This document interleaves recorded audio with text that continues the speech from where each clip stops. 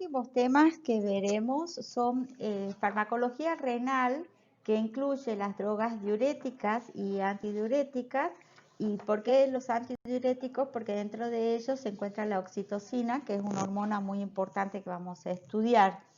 Las dos entidades fisiopatológicas fundamentales que requieren drogas de acción predominantemente renal están representados por el edema, que es la acumulación de líquido en el compartimento intersticial, y por la diabetes insípida. Entonces hay dos tipos de fármacos que actúan directamente sobre el riñón, que son los diuréticos, que van a modificar favorablemente el edema, y los antidiuréticos como la vasopresina y la oxitocina. Dentro de los diuréticos, cuando son administrados por cualquier vía, lo que logran es aumentar la diuresis.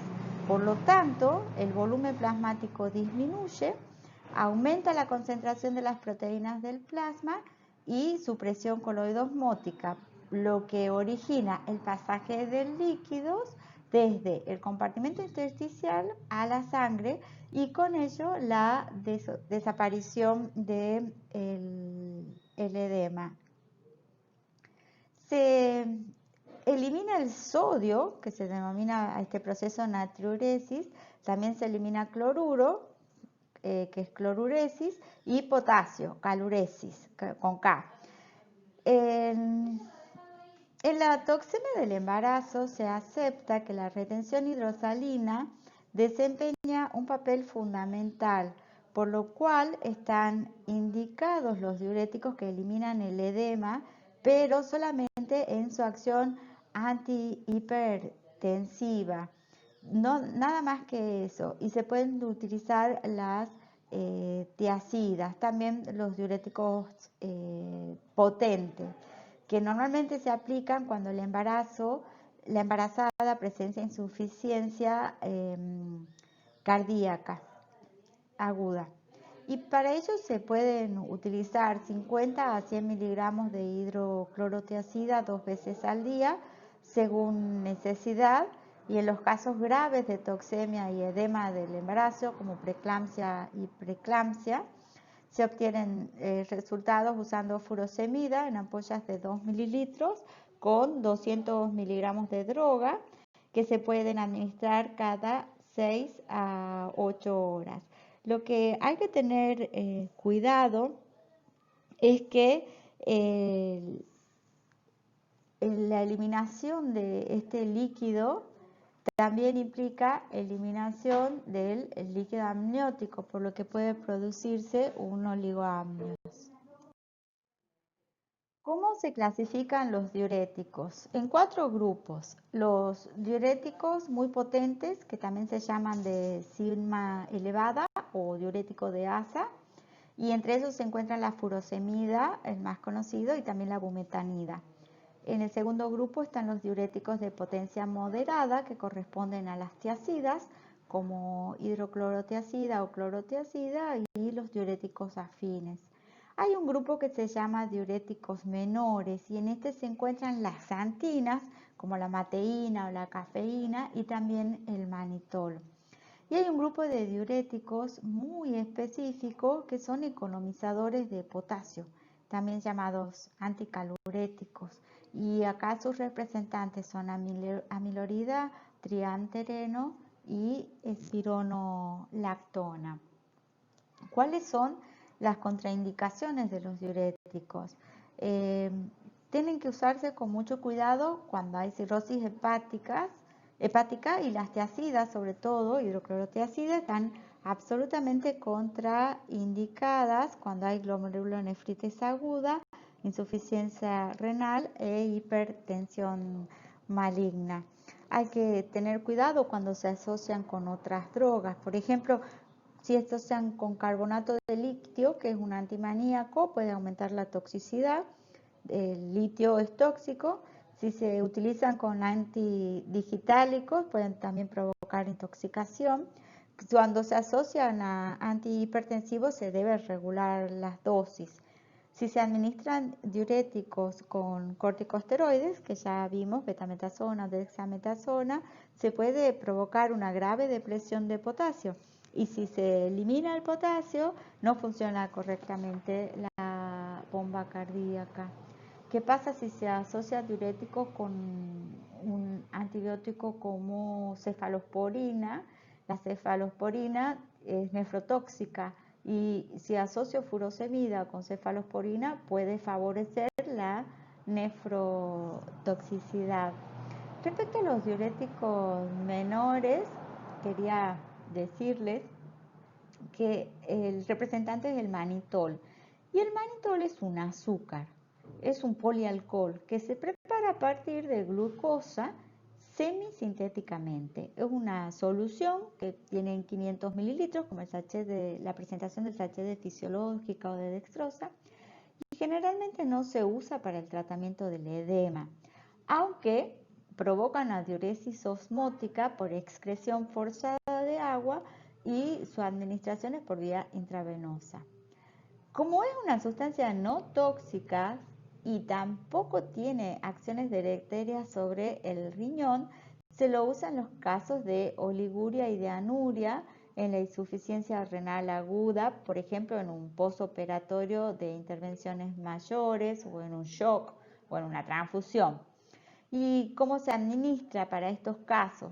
Se comienza con manitol, con una dosis de prueba de 100 mililitros de solución hipertónica al 15 o al 20%, que contienen 15 o 20 miligramos de manitol respectivamente, que se administran por vía intravenosa en 10 minutos. Si la diuresis en 2 horas no ha aumentado, se abandona el tratamiento. Pero si la diuresis sobrepasa los 40 mililitros de volumen de excreción de orina por hora, ya se instituye una fleboclisis con un goteo de 40 a 100 gotas por minuto, que equivalen a 2 a 5 mililitros, y se regula para mantener una diuresis de 100 mililitros por hora.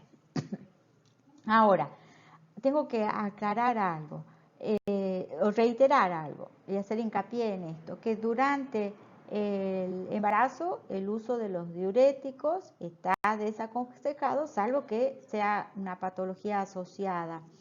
En la preeclampsia, el cuadro en el cual existe un estado de disminución de la volemia, de hemoconcentración y de disminución de la perfusión placentaria, el uso de los diuréticos puede agravar la situación. Y hay que tener en cuenta que cuando se utiliza un economizador de potasio como la espironolactona, el efecto secundario que puede aparecer es que produce la feminización de fetos masculinos. Vamos a ver los antidiuréticos. Ya les dije que entre los antidiuréticos se encuentra la hormona antidiurética, también llamada vasopresina.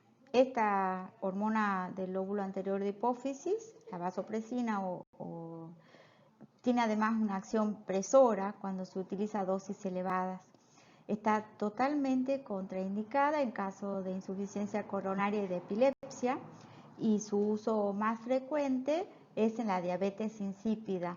Generalmente se administra en este caso en solución acuosa por pulverización nasal cada 4 a 6 horas durante el día. Y durante la noche se coloca una torunda de algodón embebida en esta solución de hormona antidiurética o vasopresina en una fosa nasal. También se utiliza esta droga en la hemorragia digestiva por varices esofágicas, por hipertensión portal, en el caso de la cirrosis hepática, para lo cual se diluyen 20 unidades internacionales de vasopresina en 200 mililitros de solución isotónica de glucosa y se instaura una fleboclisis de 20 minutos. Otra droga que corresponde al grupo de los antidiuréticos, además de la vasopresina, es la oxitocina, y de ellas vamos a hablar especialmente ahora. ¿A qué se denomina oxitóxicos? A las drogas que estimulan la motilidad uterina en forma selectiva. Se debe señalar que la respuesta uterina a los fármacos oxitóxicos no es constante y que depende de influencias hormonales. Así, fuera del embarazo, el útero es muy poco sensible a las drogas oxitóxicas, siéndolo algo más en los primeros meses de la gestación.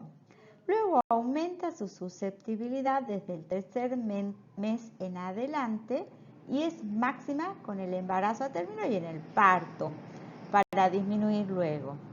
Estos fenómenos se atribuyen especialmente al aumento del nivel de estrógenos en la sangre en el transcurso del embarazo.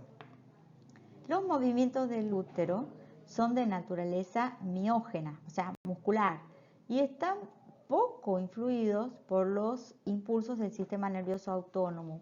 Por lo tanto, las principales drogas oxitóxicas son los agentes musculotrópicos directos, y entre ellos tenemos a los alcaloides del cornezuelo de centeno y sus derivados, y también a la oxitocina. El cornezuelo de centeno es el micelio desecado del hongo Claviceps purpurea, que es un parásito que crece en las espigas del centeno y otros cereales y contiene gran número de sustancias activas, siendo las más importantes desde el punto de vista terapéutico los alcaloides específicos, pues se encuentran solamente en el cornezuelo de centeno y son los responsables de su actividad farmacológica, o sea, de su acción oxitóxica.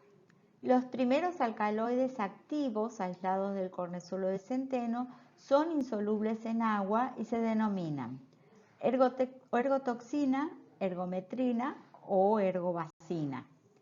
La ergotoxina no es un alcaloide puro, sino que es una mezcla de 3 alcaloides y ellos son ergocristina, ergocriptina y ergocornina.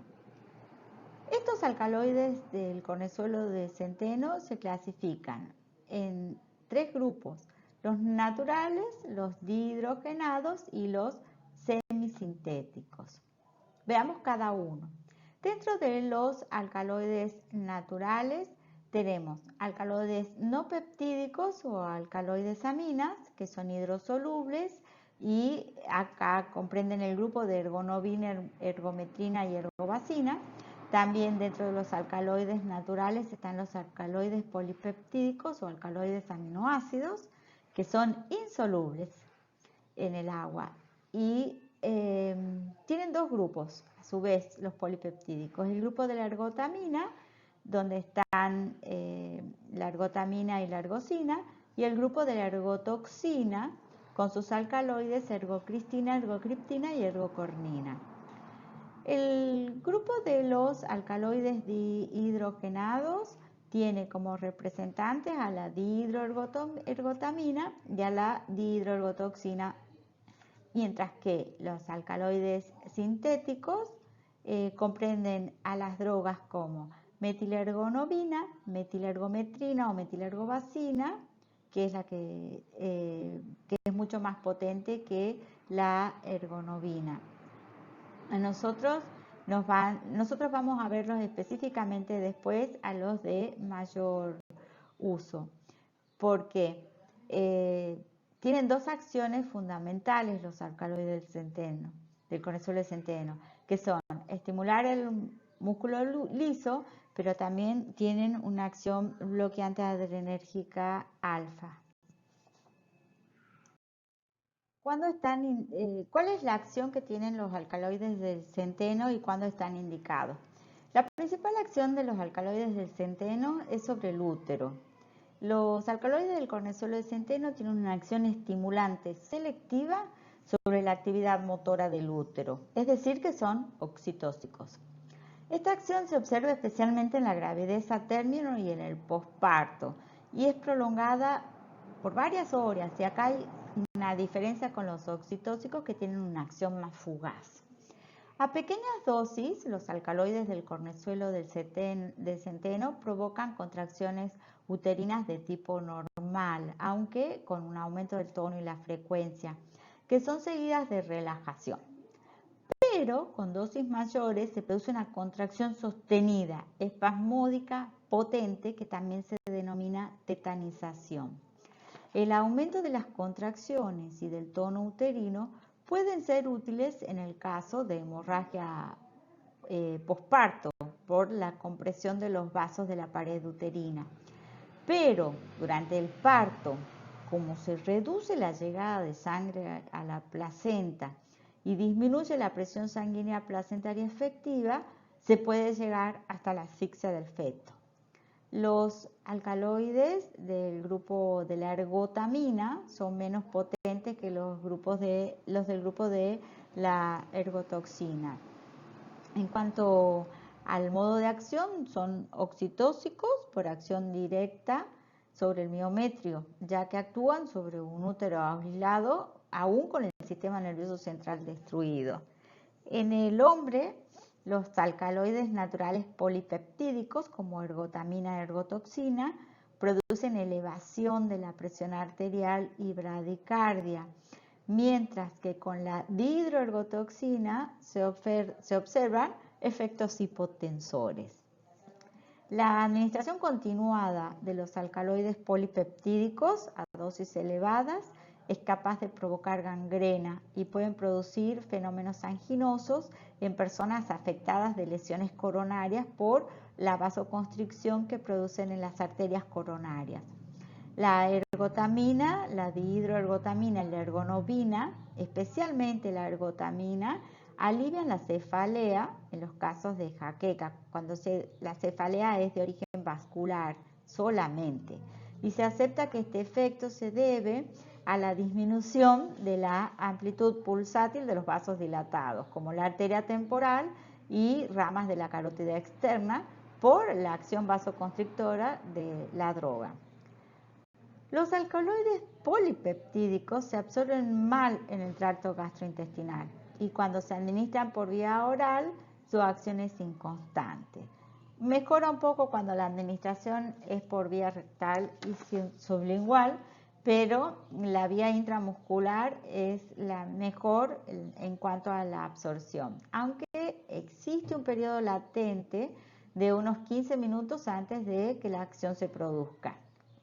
Los alcaloides no polipeptídicos se absorben perfectamente cuando se usa la vía oral y su acción es rápida por todas las vías de administración. Una intoxicación aguda es muy rara y por lo general se debe a la ingestión de dosis elevadas de preparados de cornezuelo de centeno con el fin de provocar el aborto. Los síntomas consisten en diarrea, vómitos, parestesias, convulsiones epileptiformes, inconsciencia, pudiendo producirse la muerte por una parálisis respiratoria. Los alcaloides del cornezuelo de centeno, especialmente la ergotamina, están contraindicados en las afecciones hepáticas, estados infecciosos febriles y en las enfermedades vasculares periféricas en que existe una predisposición a la gangrena. Y tampoco deben usarse cuando hay enfermedad coronaria, hipertensión arterial, ni durante el embarazo. El maleato de ergonovina o maleato de ergometrina se encuentra en tabletas que contienen 0,2 miligramos y también en ampollas de 1 mililitro con la misma dosis. Y la dosis usual es de 3 veces por día, 0,2 miligramos. El maleato de metilergonovina o metilergometrina se presenta en grajeas que contienen 0,125 miligramos y las ampollas tienen 1 mililitro con 0,2 miligramos también. Esta es la droga del medicamento conocido como vasofortina, la metilergonovina o metilergometrina. Y la dosis usual es de 0,25 miligramos 3 veces por día. El tratato de ergotamina también vienen grajeas de 1 miligramo y ampollas de 1 mililitro con 0,5 miligramos, con una administración de 0,25 miligramos según necesidad por vía intramuscular, aunque también se utiliza la vía oral. En el parto, ¿Cómo se utiliza? Para inducir el parto a término se utilizan oxitóxicos de acción rápida y fugaz como la oxitocina. Pero veamos cuándo usamos los alcaloides. Durante los periodos 1 de dilatación y 2 de expulsión, los oxitóxicos y especialmente los alcaloides del cornezuelo del centeno no deben emplearse, ya que el útero es muy sensible a ellos y la contracción uterina intensa y sostenida contra un cuello no dilatado puede producir un impacto de la presentación, o sea, de la cabeza contra las partes blandas, que si no ceden pueden provocar la ruptura uterina y además la contracción persistente puede interferir la circulación placentaria y provocar la asfixia del feto. Nunca deben administrarse los alcaloides del cornezuelo de centeno antes de la salida del feto. En el periodo 3 o alumbramiento es donde los oxitóxicos son útiles con el fin de aumentar las contracciones uterinas, facilitar la expulsión de la placenta y por obliteración mecánica de los amplios senos venosos, útero contraído, evitar las hemorragias. Los alcaloides los oxitóxicos, o sea, oxitocina y alcaloides están indicados así. Una vez expulsado el feto y después de la salida de la placenta, si no se usaron antes, porque podemos ver que vamos a usar la oxitocina muchas veces como inductora. También se utilizan en la operación cesárea cuando se ha evacuado el útero y en las hemorragias posparto debido a una atonía uterina. ¿Cuáles son las drogas de elección? Las drogas de elección son el maleato de ergonovina o el maleato de metilergonovina de acción rápida y sostenida, como 0,2 miligramos por vía intramuscular o intravenosa de la ampolla de vasoportina, es el nombre registrado. En el puerperio, los oxitóxicos son útiles en el comienzo para prevenir las hemorragias y luego para facilitar la involución uterina a la que aceleran. En caso de infección, como el útero relajado favorece la retención de coágulos infectados, provocando la diseminación infecciosa, también los oxitóxicos contribuyen a limitarla. En el aborto incompleto es mejor utilizarlos una vez evacuado el útero por raspado. En este caso se emplea el maleato de ergonovina o el maleato de metilergonovina, 0,20 o 0,25 miligramos respectivamente de cada uno, por vía oral, 3 a 4 veces por día durante una semana.